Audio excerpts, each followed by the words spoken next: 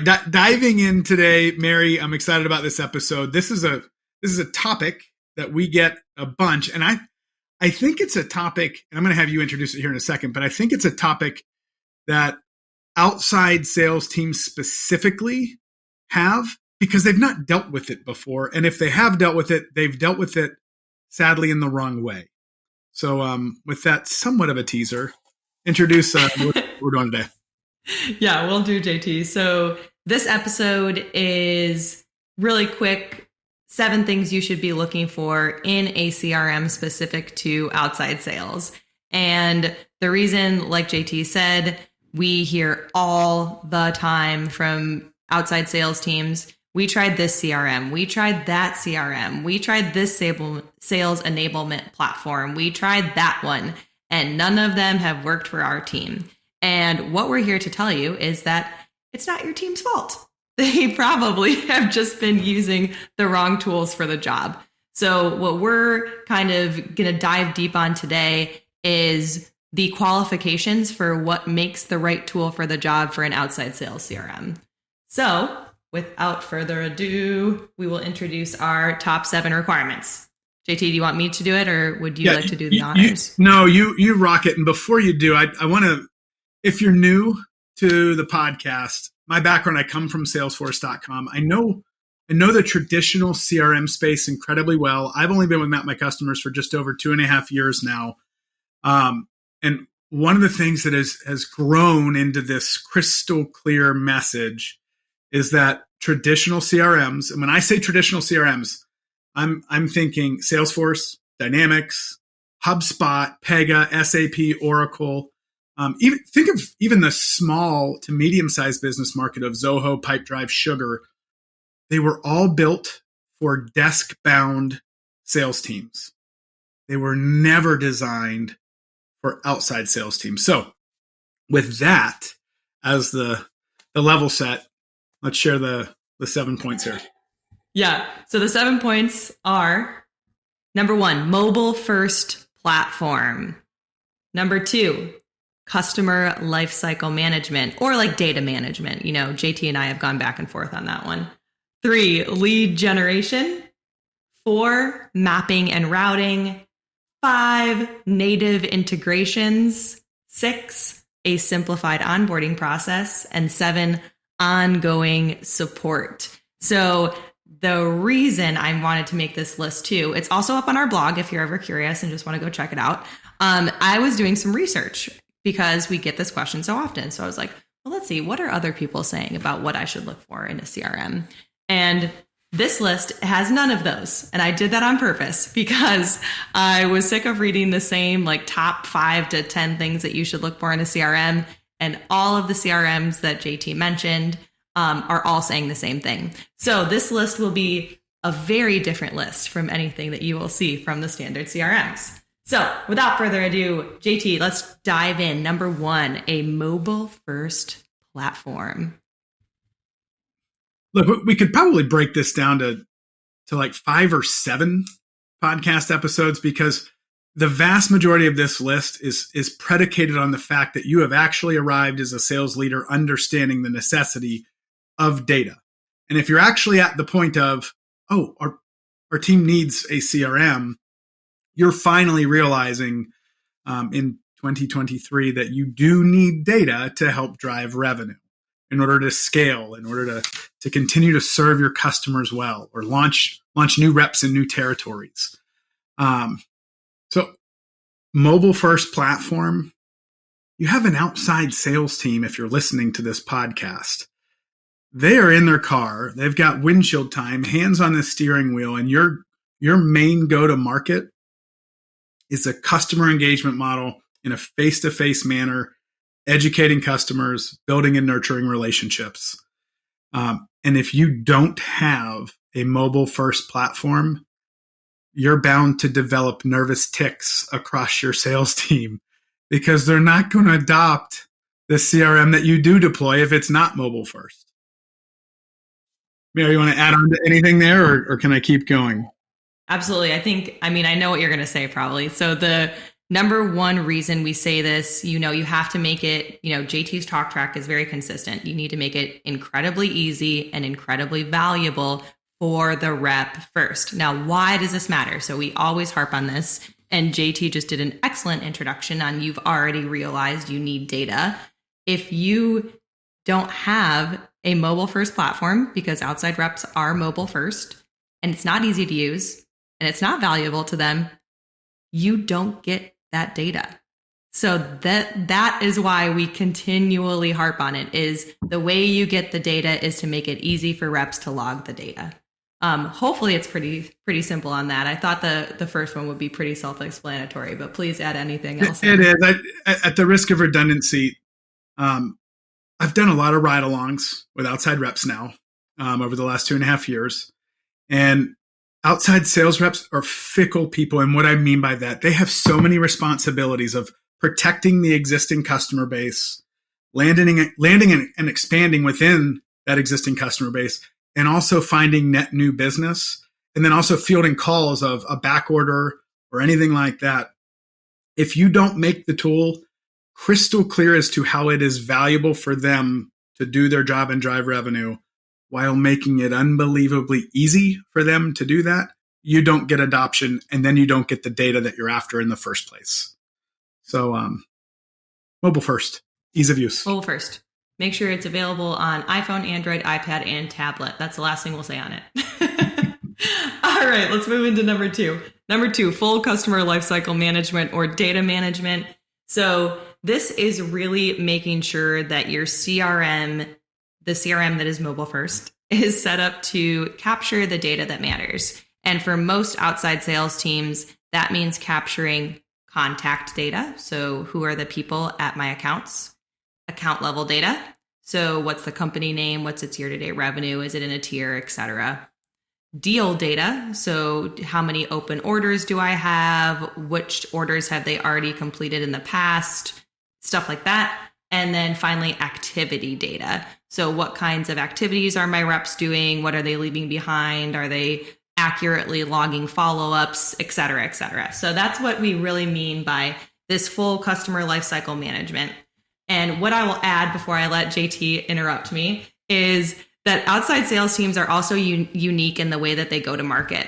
So unlike a lot of sales teams where maybe 50% or more of their time is spent hunting or gathering new customers, much of an outside sales rep's time is spent continually nurturing the relationships they already have. So with that, JT, feel free to add. I'm hoping if you're a sales leader, you understand the vast responsibility on each individual sales rep that you have throughout their own given territory.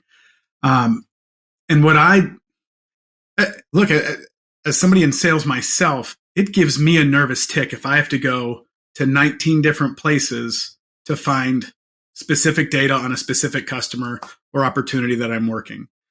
You need to make it easy for your rep to be efficient so that they can find the right data at the right time when they're about to walk in the door with somebody or when they're planning who they're going to see for the day or week.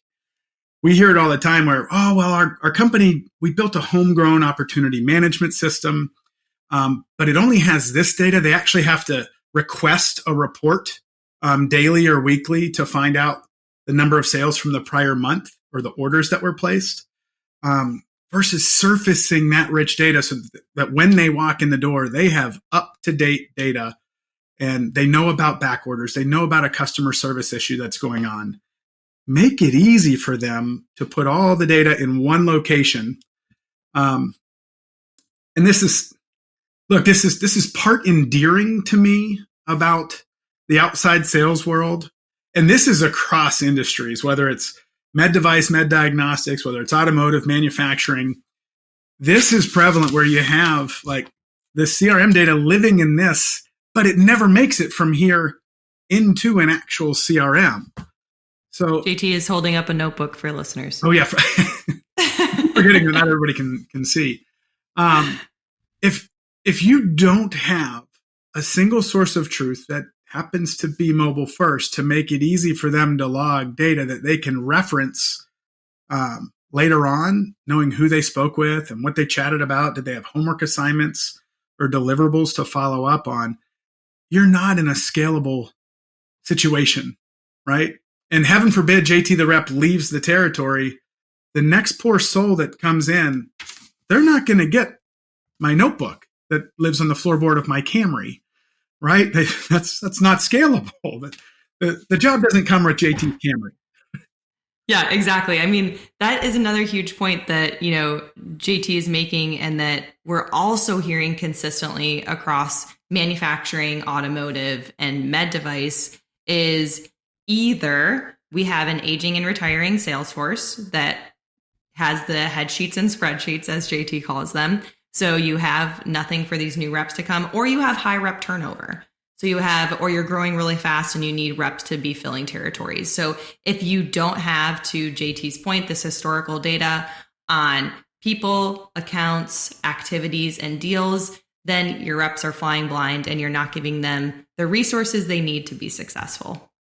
Let me go on a slight tangent with this. In a prior life, I was a Class A member of the PGA, and the PGA was really big on specific talk tracks of different moments of truth. And a moment of truth is when you first meet somebody. They're forming impressions about you. Are you building trust? Are you eroding trust? All sorts of different things. The moment of truth for a rep is when they look on their mobile first device and they're getting critical data to walk in and make a great, valuable impact that furthers the relationship with a customer or prospect, or it detracts from that relationship with a customer or prospect. Don't make your rep have egg on their face when they don't know what's going on with that specific account. Make it easy for them to provide value. That is a very big moment of truth. Yep. I love that, JT. Awesome ad. Okay. So quick recap. We have talked mobile first platform, and we have been talking making it easy for reps to both surface and log data on many different record types. I have one more. Go, JT. Sorry. This Hand is raised. Rude to do. I've heard this at least 2 handfuls of times from ride-alongs where reps, they might not share it with you sales leaders directly, but they don't want to get back to the hotel or back to their home after a long day on the road and then open up their laptop to bang out notes so that you know what they did that day. It is an administrative headache that detracts from their experience working for your company and working on your team. So anything administratively that they are responsible to log and keep track of throughout the day, they should be able to do throughout the day without having to open up their laptop later on and then bang that stuff out. So please keep that in mind. That ultimately, those are like little water drops that ultimately just really start to build up on a rep that drives them nuts one day. And ultimately can become the straw that broke the camel's back. Yeah, exactly, JT. And I mean, I've heard that same thing when I worked in manufacturing from the sales reps who I worked with. Is not only would they, wait, the problem then becomes data integrity. So what they told me is like, I only log what's necessary. I only log what I have to log. But if you make it easy, to JT's point, and make it easy for them to do it in the moment, they're going to log more data. So you're going to have higher quality data too. Value and ease of use really quickly. Med device company that we've been working with. Prior to Mount My Customers, they thought, you know what? In order to get the data, we're going to compensate our reps for logging activity. Now, you know where I'm going with this if you're a sales leader with compensation plans. This particular med device company, quarterly commissions. Guess when all activity for the quarter was taking place? On March 30th and March 31st. Lo and behold, meetings were popping up all over the place with their notes and their visits and their coffees and their lunches. How full of integrity do you think that activity actually was? It was to get the paycheck. It was not providing value to the rep, nor was it providing value to the company. It was actually costing the company money in terms of really unearned commission checks. Nice. Love that. I love that story. Okay, number 3, we have lead gen. So we talked a little bit about how outside sales teams are unique. Their model is built mainly on maintaining existing customer relationships, though almost every single team that we speak to has some amount of hunting they have to do. So they have to be helping acquire new business also. So lead generation is important. And since we're talking value and ease of use, JT, please take it from here. So lead generation, what we typically find with outside sales reps, particularly tenured successful reps, they gravitate back to the same well that has been paying their guaranteed commissions month after month after year after year after decade after decade. And so now that is not to disparage the fantastic relationships that those reps have made with those customers. They're protecting the base well at the expense of driving new business.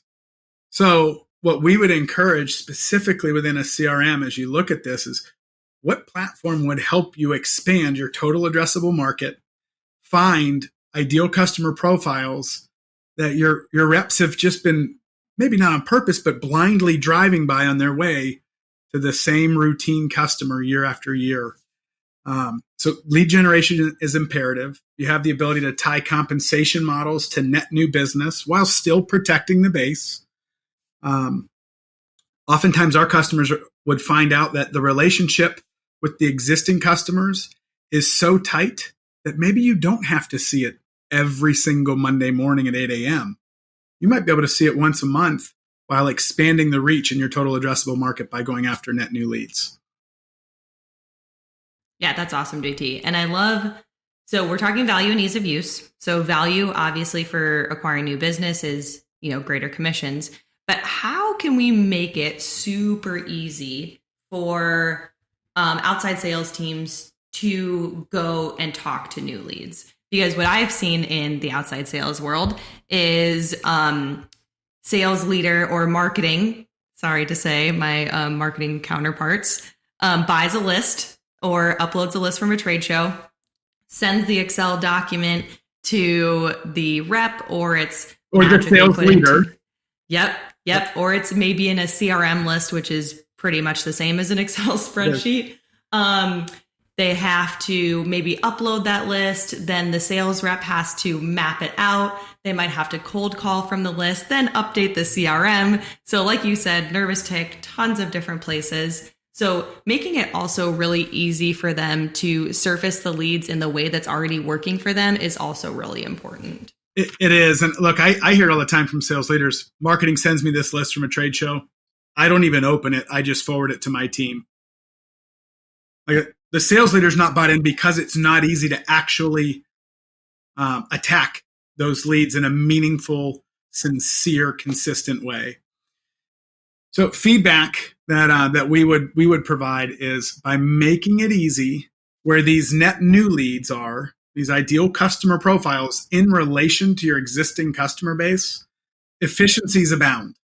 And so even tenured reps who have great standing within their own territory patch have the ability to go into a net new lead and reference all of the pocket of customers that are around that lead. And that cold call becomes warm very quickly. There's a great probability that lead knows one of your best customers, but it's just never come up over the years because the rep didn't know that there was an ideal customer profile lead right down the road from one of their top customers. Yeah, I love the example. This one really resonated with a lead recently. They sell like hunting, fishing, camping gear into both individual retailers and big box stores. So JT used this, hey, you know what? Find a new lead. So we'll say JT's, fishing and tackle shop. Hey, did you know that Bass Pro Shops also carries this and it is flying off the shelves right now? You guys don't carry it. Just wondering if we could maybe start a conversation. So just as an example, that's like one way it really resonated with customers, just a real life use case for you. That's a fantastic example to tie into our previous point of getting the right data in front of the rep to be able to say, oh my word, you're not selling this lure, it's our top seller 2 miles down the road from you, chances are your target market are going to buy this lure as well. So rising tide lifts all boats. Yeah, love it. Okay, so we have covered mobile first platform, customer lifecycle and data management, lead generation. Number 4 is one of our favorites and kind of the initial value prop of Map My Customers. It's right in our name. And that would be mapping and routing. So not only the routing feature, so being able to tell a rep where to go and when, but also mapping. So just being able to visually see your customers on a map. Super valuable for outside sales. We've been hitting on it.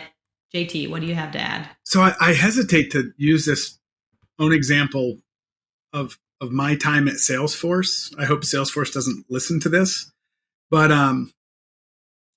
one of my accounts was Wyndham down in Orlando. And I would routinely fly down there for a coffee or a breakfast meeting and maybe a 30-minute project plan. Right down the road, I had SeaWorld and I had a number of other accounts. You have any idea how many times I went just for Wyndham without even considering stopping at the others? Like, right, wrong, or indifferent, I find it ludicrous that outside sales reps would do that. But I was guilty of the same thing because I had tunnel vision of big meeting with Wyndham, big meeting with Wyndham, big meeting with Wyndham. And all of my time and focus and energy focused solely on that. And I never took the time to say, you know what? If I'm going to be away from my family, how do I maximize this trip for the Rimbey family revenue, but also for Salesforce revenue? So that's a long way or a long-winded way for me to say visualizing account ownership and territories and customers, leads and prospects, it matters. And so helping them know who to see and when to see them in the most efficient way ultimately brings value to them. They don't want to be doing the salesman Death Star across their territory. They know that the more they're like this without more like this, and I'm actually, for those listening, I have my hands on the steering wheel versus shaking a hand in person. That's revenue missed for their family. That's commission missed out on by their family, and it's revenue by the company. So visually segmenting accounts on a map versus just a list of accounts, it matters. It means the difference of happy customers, happy, faithful, retained reps, insight and strategy from leadership down to the reps, coaching, all sorts of different things. Yeah, we were talking a little bit too about, onboarding new reps. And that's one thing we hear over and over and over again is we need that routing feature. So JT mentioned the salesman Death Star, and we'll hear from leaders. We have reps who don't know how not to do that. Like they have a list of accounts, they have their priorities, they know exactly who they need to see. They might even know a little bit about the account, but they have no idea how to not do that salesman Death Star across a territory. So we've used this as another example. I think I actually just posted on LinkedIn not long ago about this, but we're dealing with a mid-sized outside sales team. It's just over 200 reps. This poor soul has 30 area codes across 4 states that he's responsible for.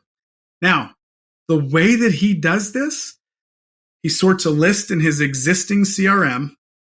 He exports that list in his CRM and starts copying and pasting from Excel into Google Maps.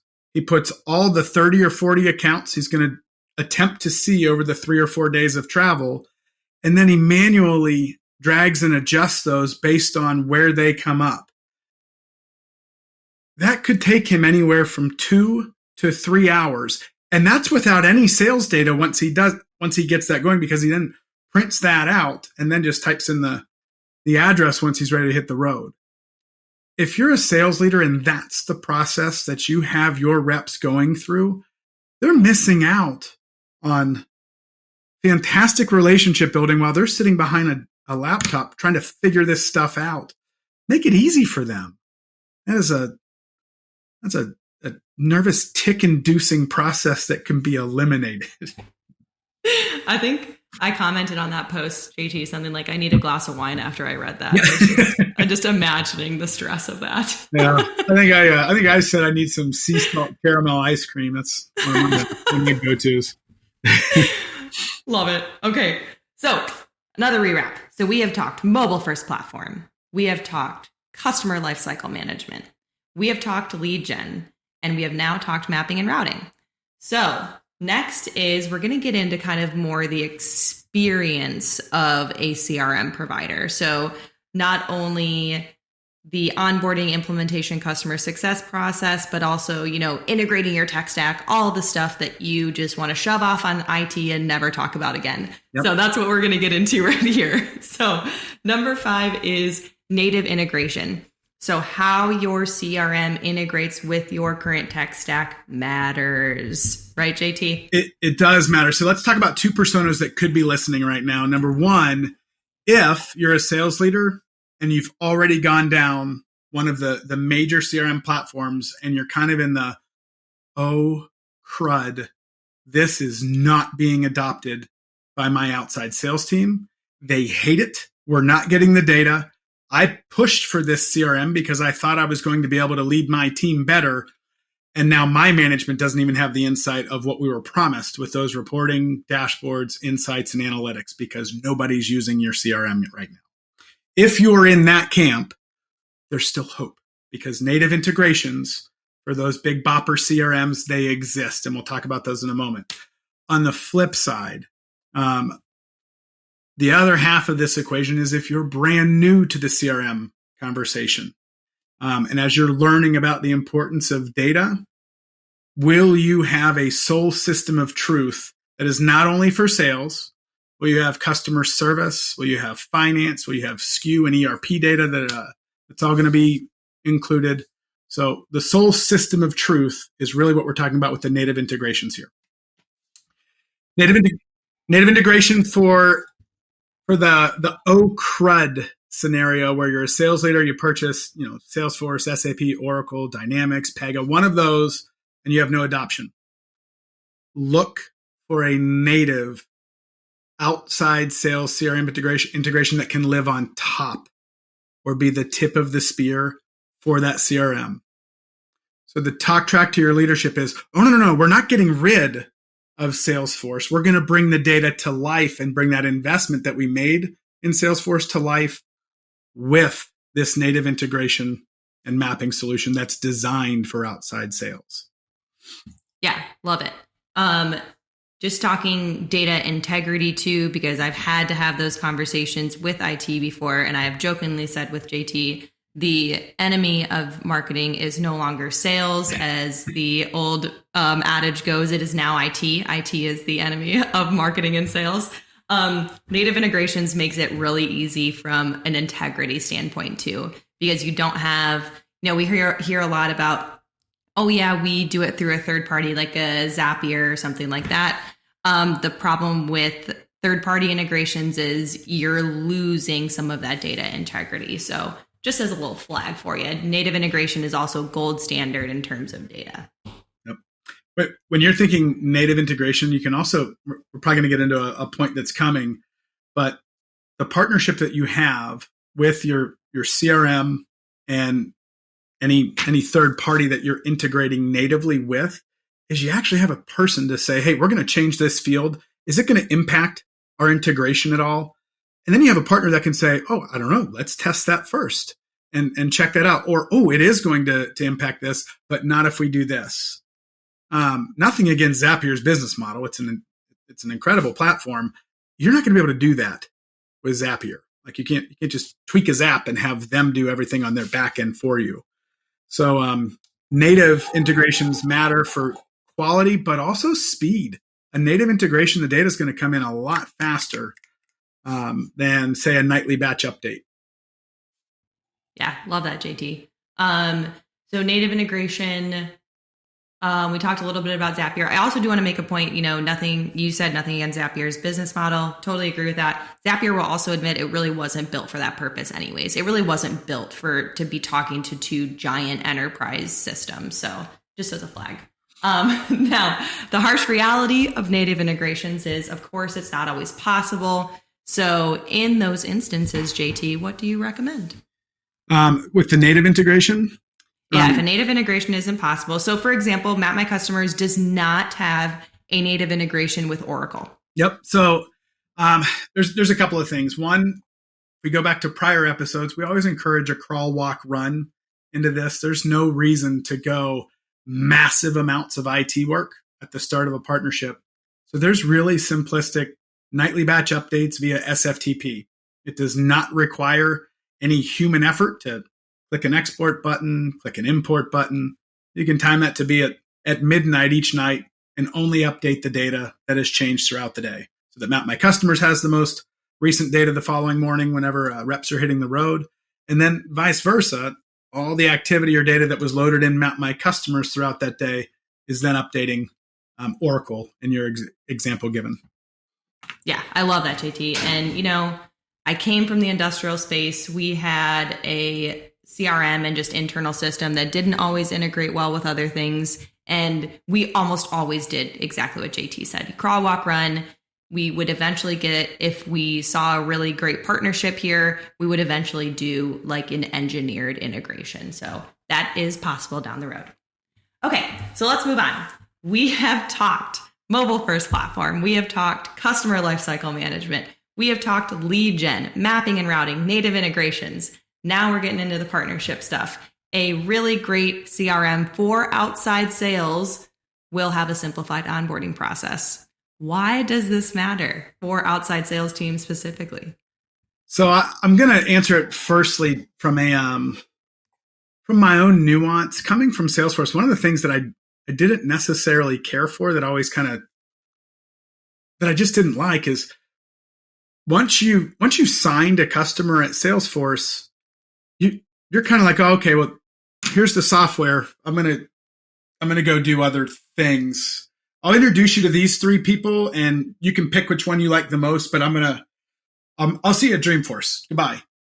And so like it's this handoff to the systems integrators, a third party vendor, that then starts this arduous discovery process. And their goal is to get you in for only $650,000. We'll install the base instance, but then the change orders come, and it's like, oh well, to do that, that'll be another $215,000. Oh, but to do that, that'll be another $85,000. And once they get their claws into you, you're like, holy smokes! I just wanted the software. So outside sales, speed matters. The longer it takes to launch, the more skeptical your team is going to become. Value matters and ease of use matters. So the simplified onboarding, crawl, walk, run. Give them the lowest hanging fruit that provides value to them while making it unbelievably easy to them. And you've got a winning combination. So if you can find it, find the software that actually does the implementation for you, because they have incentive to get you live as quickly as possible, because quite openly, their margins go up when they no longer have to handhold at all hours and all times of the day. So they're incented to get you live quickly, right? So simplified onboarding matters. Yeah, I also would argue like some hand of the company itself matters. So I also, JT mentioned third party. I've onboarded with a couple other CRM providers who also hand off onboarding to a third party. So that might even be the actual training part too. So that's happened to me a couple times where we buy the CRM, we're super excited about it, and they're like exactly what JT said, meet this lovely third party person who knows absolutely nothing about you or your business case, but will train you on how you should be using it. I think there's a benefit to selecting a CRM provider who also knows your business case, who can get the details, either from the sales rep or just knows best practices kind of already built in. Yeah, I'd remind you specifically with simplified onboarding, always keep the main thing. And what that means is like what actually drives revenue for our company. And when you keep it just to that, and what do our reps need to drive revenue, you can really strip down all the necessities that you think you need into these core ease of use fundamental points of data that can live on a mobile device and makes it easy for the rep to respond to and to proactively pursue. So keep the main thing when it comes to the onboarding. Yeah. And I think just final point, not trying to like oversell this. I've just been a part of many software onboarding and I have nervous tics from them. But the more that they can do kind of an asynchronous thing, this is especially critical for outside teams because your teams are scattered all across the country, across very different territories and maybe even different time zones. So making sure that they can do it asynchronously, they're doing it rep first, the onboarder has experience using the actual software, all this stuff, to JT's point, is stuff that matters. Yep. Okay, great. So we have talked mobile first platform, customer lifecycle management, lead gen, mapping and routing, native integration, simplified onboarding. Now, this I think is, again, especially important for outside sales teams because you have varying degrees of tech savviness. You have varying degrees of personalities, we'll say. We have varying degrees of, tenure with the company. So this final point matters, and that is ongoing support. Let's talk the disconnect from point 6 to point 7. So the simplified onboarding to ongoing support. So the big bopper CRM scenarios, and I'm going to use Salesforce again because I can speak to it. You sell you sign on with Salesforce. Third party comes in to set up your Salesforce instance. Salesforce is gone. Once the instance is live, if you're a big enough customer, you might be able to pay for an account manager. That account manager had nothing to do with the actual install or the way they deployed Salesforce, the third party. Back to renewal time, the account manager, oh, you're struggling with adoption? Why don't I introduce you to another systems integrator who can come and reconfigure what was deployed and dorked up in the first place? Versus having the same software provider do the onboarding and do ongoing support, who's intimately familiar with the way that you deployed it in the first place, tied to the goals that you were trying to reach with your KPIs. And then they are absolutely owning that renewal process because they're linking arms with you for a long-term partnership. That vicious cycle is why I routinely hear, Salesforce didn't work for us, so we're going to go try Dynamics. Or, well, Dynamics didn't work for us, so we're going to go try Salesforce. And it is this like incestuous nervous tick of like, why would you do that to yourself again?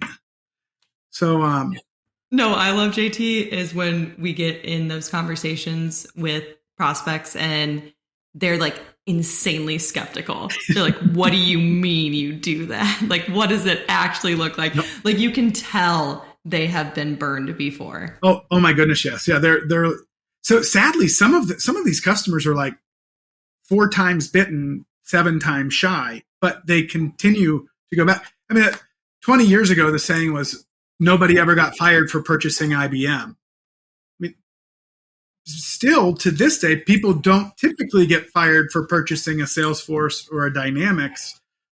But guess who does? Sales leaders, when you can't hit your numbers.